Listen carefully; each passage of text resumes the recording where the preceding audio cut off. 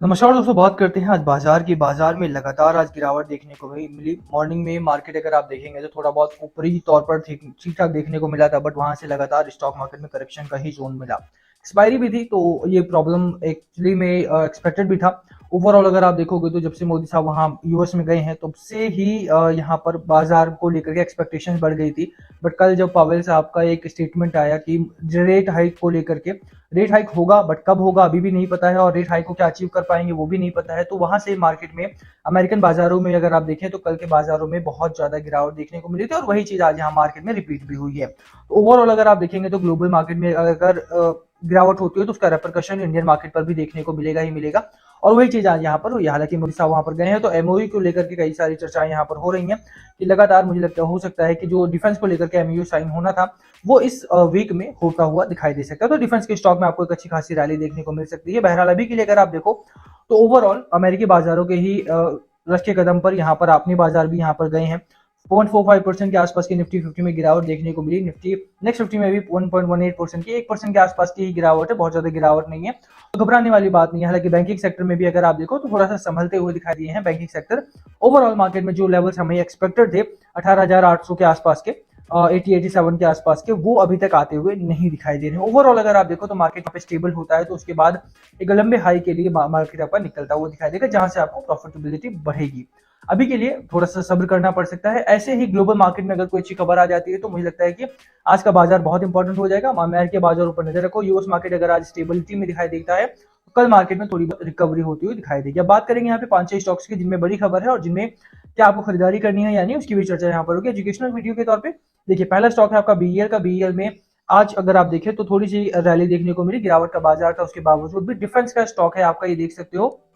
Defence का मैं इसलिए दिखा रहा हूँ क्योंकि मोदी साहब वहां पर एमओयू साइन करने गए हैं। अगर ये एमओयू फाइनल होता है तो एचएएल और बीईएल दोनों ही स्टॉक्स को यहाँ पर एक बड़ी टारगेट के लिए आप खरीद सकते हो। दोनों स्टॉक्स यहाँ पे आपके रडार पर होने चाहिए। इस समय अगर आप देखो तो 26-27 मिलियन शेयर आज ट्रेड हुए हैं और बाइंग पोजीशंस काफी ली गई हैं। ओवरऑल अगर आप देखोगे तो लोअर एंड पे आईसीआईसी सिक्योरिटीज ने इसका बाय रेटिंग भी रखा है और 150 का यहाँ पर टारगेट भी दिया है। शॉर्टर पीरियड के लिए खरीदारी करनी है, लॉन्गर पीरियड के लिए खरीदारी करनी है, that must be your decision. But यहाँ पर अगर आप देखो तो बीईएल में अच्छे टारगेट्स भी आ रहे हैं। अगर एमओयू फाइनल हो जाता है इस वीक में तो मुझे लगता है कि एचएएल भी और बीईएल भी और साथ में कई सारे डिफेंस के स्टॉक्स और भी आपके रडार पर होंगे, तो आप यहाँ पर खरीदारी करके अच्छा खासा पैसा बना सकते हो। ओवरऑल दूसरा स्टॉक है हमारे सामने डिश टीवी का। डिश टीवी में अगर आप देखो तो वॉल्यूम यहाँ पर बढ़ा है, एक ब्रेकआउट पैटर्न यहाँ से देखने को मिला है। 9% के आसपास की रैली आज के दिन में आई है, बट हाँ, रैली को देखकर कभी भी खरीदारी नहीं करनी होती है। छोटा स्टॉक है और छोटे स्टॉक्स की प्रॉब्लम यही रहती है कि बढ़ रहा है तो ठीक है, नहीं बढ़ रहा है तो फिर वो रुक गया तो आप यहाँ पर एक ट्रैप में फंस सकते हो। छोटे इन्वेस्टर जो होते हैं, रिटेल इन्वेस्टर जो होते हैं, वो इस तरह के ट्रैप में अक्सर फंसते हुए दिखाई देते हैं, बकरे बन जाते हैं। और जो पंप एंड डंप करने वाली बड़ी कंपनीज हैं, बड़े इन्वेस्टर्स हैं, वो छोटे इन्वेस्टर को बकरा बना लेते हैं और वो काट देती हैं। तो मुझे लगता है कि यहाँ पे रैली जरूर है, यहाँ पे एक अच्छी खासी ब्रेकआउट पैटर्न में देखने को मिला है, तभी खरीदारी करना अगर आप लंबे समय के लिए जा सकते हो। टारगेट पैटर्न यहाँ पर भी अच्छे हैं। आप देखिए 18 रुपए का प्राइस टारगेट अभी भी है, यहाँ पे 15 रुपए का ट्रेड हो रहा है और टारगेट प्राइस अभी भी 13-14% के आसपास का यहाँ पर अपसाइड देखने को मिल रहा है। जिस तरह की ब्रेकआउट पॉइंट यहाँ पर देखने को मिल रहा है, बिल्कुल आने वाले समय में आपको यहाँ पर भी एक अच्छा खासा टारगेट देखने को मिलेगा। वॉल्यूम में तेजी है आज मार्केट में, जहां गिरावट हुई वहीं पर इस स्टॉक ने अच्छी खासी रिकवरी दिखाई है, तो इस स्टॉक को भी आप कंसीडर कर सकते हो। तीसरा स्टॉक है हमारा एनएमडीसी का। एनएमडीसी खबरों में रहा, 1% के करीब की यहाँ पर गिरावट हुई है। रीजन क्या रहा है, एलआईसी ने इसके 2% स्टेक को यहाँ पर सेल किया। 2% स्टेक सेल हुआ, उसके बावजूद भी बहुत ज्यादा गिरावट देखने को नहीं मिली और वॉल्यूम भी आज भी अगर आप देखो तो ठीक ठाक है। मेटल्स एंड माइनिंग में काम करने वाली छोटी कंपनी है, 105 रुपए का स्टॉक है। इसमें भी अभी तक देखोगे तो टारगेट अभी तक ठीक ठाक आ रहे हैं। 134 का टारगेट इस स्टॉक में अभी भी है। 27% का अपसाइड यहाँ पर देखने को मिल रहा है, तो मुझे लगता है कि स्टॉक में अभी भी अगर आप बात करो तो अच्छे खासे अपसाइड आपके लिए यहाँ पर तैयार है। तो बिल्कुल अगर आप खरीदारी करने के पर्पज से ढूंढ रहे हो तो एनएमडीसी को आप कंसीडर कर सकते हो। हालांकि जैसा मैंने बोला, अभी एलआईसी ने यहाँ पर अपना माल बेचा है, तो थोड़ा सा यहाँ पर कॉशियस होकर के ही आपको खरीदारी करनी चाहिए। ओवरऑल स्टॉक ये भी ठीक है, वैल्यूज स्टॉक है, अंडर रडार रखेंगे तो आने वाले दिनों में आपको इस स्टॉक से भी अच्छा खासा मुनाफा हो सकता है, क्योंकि स्टॉक लगातार रैली में था और एलआईसी ने इसमें अपना जो शेयर स्टेक था वो कट डाउन किया है। रीजन क्या है उसके पीछे वो अभी तक नहीं बताया है, बट हाँ, मेटल एंड माइनिंग के सेक्टर में अगर आप देखो तो थोड़ी सी यहाँ पर गिरावट है। जब से यूरोप ने यहाँ पर हमारे जो मेटल्स वहाँ पर एक्सपोर्ट होता था उसके ऊपर जब से टैक्सेशन को बढ़ाया है, तब से मेटल इंडस्ट्री में चाहे वो सेल हो या नाल्को हो, थोड़े से दबाव में देखने को मिल रहे हैं। ओवरऑल माइनिंग में अभी भी तेजी की उम्मीद यहाँ को करनी चाहिए, क्योंकि ये कंपनी अगर आप बेसिकली देखोगे तो पिछले दिनों इनको बड़ा ऑर्डर हाथ लगा था और उस ऑर्डर के बाद ही स्टॉक में तेजी देखने को मिली थी। तो मुझे लगता है कि यहाँ पर भी आप इसको कंसीडर कर सकते हो। 105 का स्टॉक है, 134 का यहाँ पर टारगेट है, आप इसको भी देख सकते हो। ओवरऑल चौथे स्टॉक की बात करें चौथा स्टॉक हमारा पंजाब नेशनल बैंक। इसमें रैली नहीं आई है और गिरावट हुई 3-3.5% के आसपास की। गिरावट को लेकर के कई सारे सवाल थे कि क्या हुआ है, गिरावट के पीछे का रीजन क्या है। गिरावट के रीजन जो पहला रीजन है वो यही है कि आज तो निफ्टी बैंक में भी प्रेशर आपको देखने को मिला। निफ्टी बैंक में अगर प्रेशर रहेगा तो उसका एक रिपरकशन आपको यहाँ पर भी देखने को मिलेगा, अथवा यहाँ पर रिलेशन बनता है इस स्टॉक से। और दूसरा रीजन ये भी है कि इस स्टॉक में लगातार अगर आप देखें तो डिविडेंड को लेकर के चर्चा जारी थी और डिविडेंड आपका कल की डेट है, तो डिविडेंड से पहले इस तरह के थोड़ी बहुत वोलेटिलिटी यहाँ पर देखने को मिलती है। बहरहाल अगर अच्छी खबरों की बात की जाए तो 57 मिलियन शेयर्स लगभग यहाँ पर ट्रेड हुए हैं आज के दिन में, वॉल्यूम हाई रहा है आज भी इसका, तो वो एक अच्छी खबर है। अगर अभी के लिए अगर आप बात करो तो एनालिस्ट के जो टारगेट आ रहे हैं वो अराउंड 64 रुपीज तक के हैं।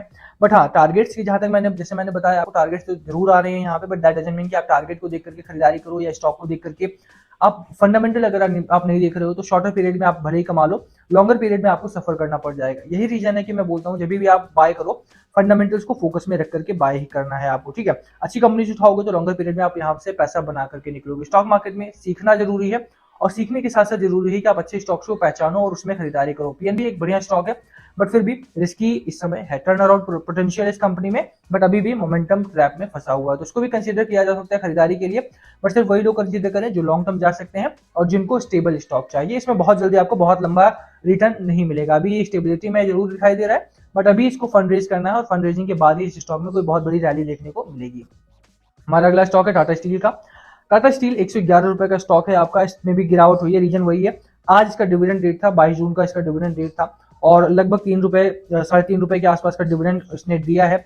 डिविडेंड की डेट जब भी होती है तो उस दिन आपको स्टॉक में अक्सर गिरावट देखने को मिलेगी। 111 रुपए का स्टॉक है और 136 का यहाँ पर भी टारगेट आपको देखने को मिल रहा है। नीचे थोड़ा सा नहीं दिख रहा है तो मैं इसलिए लिख रहा हूँ यहाँ पे। ओवरऑल अगर आप देखोगे तो स्टॉक का टारगेट यहाँ पर भी ठीक है। बड़ी कंपनी है, टाटा स्टील से कम आप उम्मीद कर सकते हो क्योंकि टाटा स्टील स्टॉक स्प्लिट हुआ था। स्टॉक स्प्लिट के बाद अब देखेंगे तो अब स्टेबिलिटी मोड में है और अब यहाँ से ब्रेकआउट पैटर्न डिविडेंड के बाद देखने को मिल जाएगा। जैसे मैंने बोला मेटल एंड माइनिंग में काम करने वाली कंपनी, तो थोड़ा सा रिस्क इसमें है बट क्योंकि प्राइवेट कंपनी है तो अंडर प्रेशर ज्यादा काम नहीं कर रही है। यहाँ पर जो प्रोडक्ट है इनके, या अगर आप बात करो माइनिंग की बात करो तो ये कंपनी काफी ज्यादा आगे है और टाटा की कंपनी है तो मुझे लगता है भरोसेमंद कंपनी है, आप इसको कंसीडर कर सकते हो। ओवरऑल अगर आप टाटा स्टील की बात करो, खरीदारी यहाँ पर हो सकती है। 111 का स्टॉक है, ओवर वैल्यूड नहीं है। वैल्यूएशन स्कोर भी अगर आप देखोगे तो वैल्यूएशन स्कोर भी ठीक है, वैल्यूड अच्छी खासी वैल्यूड है। और अगर आप मार्केट कैप की बात करो तो मार्केट कैप भी इस कंपनी का बहुत गजब का है, तो मुझे लगता है कि भरोसेमंद कंपनी है, यहाँ पर भी खरीदारी की जा सकती है। 136 का यहाँ पर टारगेट है। सभी मैंने स्टॉक्स कवर किए हैं, 6 के 6 स्टॉक्स काफी बड़ी मुझे लगता है कि काफी हैं और 6 स्टॉक्स को अगर आप रडार पे रखते हो तो आने वाले दिनों में आपको अच्छा खासा मुनाफा हो सकता है। टाटा स्टील की अगर जहां तक बात रहे, डिविडेंड काफी ठीक ठाक देती है कंपनी, हर क्वार्टर में यहाँ पर डिविडेंड मिलता है, तो बिल्कुल इसको भी आप कंसिडर कर सकते हो खरीदारी करने के लिए। ओवरऑल ये थे हमारे 6 स्टॉक जो आज के दिन काफी एक्टिव रहे हैं और आने वाले दिनों में बहुत ज्यादा एक्टिव रहने की उम्मीद करनी चाहिए आपको इनसे। ओवरऑल 6 स्टॉक्स में से आपकी कौन से पसंदीदा स्टॉक है या आप और किस स्टॉक पे वीडियो चाहते हो, प्लीज कमेंट करके शेयर करना। कोई और सवाल हो आपके मन में तो प्लीज पूछ सकते हो आप। बाकी वीडियो को यहीं खत्म करेंगे। Thank you for watching.